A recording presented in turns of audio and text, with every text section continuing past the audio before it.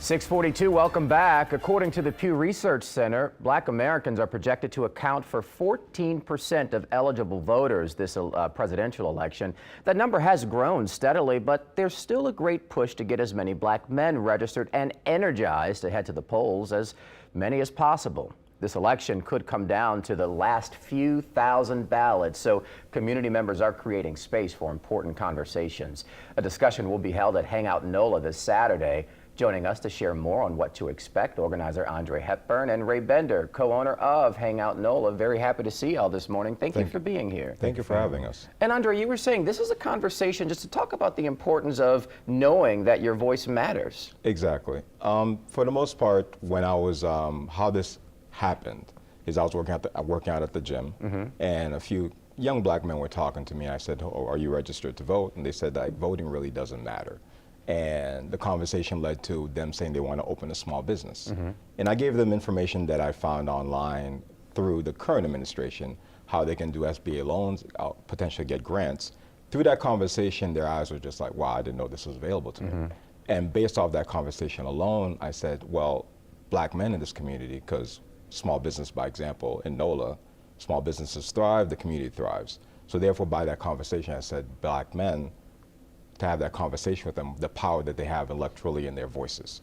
So that's why this came about, and I reached out to Ray, and Ray said, hey, let's do something together and talk to Black men in the community, show them the power in their voice. Because think about it, 800,000 people in the Black community are registered to vote. Only about 100-something thousand have voted so far, and that's down from 2020. So just having that conversation with Black men, especially young Black men, about their power in their voice in electorally voting. And Ray, that conversation is important because, as we just saw there, these young men wanted to be entrepreneurs, but they weren't interested in the political process. But you have to be if you're ultimately going to be successful in that. So providing that context, but a safe space for the conversation is important. Right. When Andre reached out, he wanted to focus on having somewhat of a barber shop. You know, for many of us who go to the barber, we understand that it's like a sacred space for men, you know, and so in that time we want to provide a space that they felt safe enough to express how they feel, and we understand that we may come to the table with different opinions, but we want to work through those opinions. We want to make sure that people understand the facts that are out there, like those gentlemen not investing enough in the process to know how it impacts them. So I think the lack of education oftentimes is what can be detrimental to us. We want to make sure we kind of talk through that. You know, go ahead, I'm sorry. No, I was going to say, also want to say, to let people know this is not a Republican event, not a Democratic event.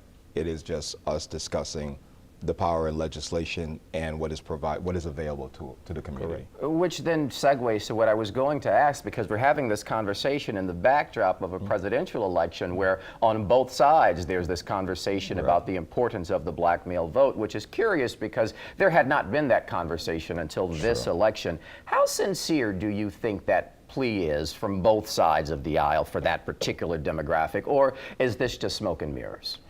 I think for the most part, very sincere, because when you look at polls as far as within the margin, this is a very close election. That percentage of moving for Black men, just the 1% can sway these swing states electorally for either candidate. So it's very sincere as far as trying to get, I mean, both individuals have different tactics in reaching out to Black voters.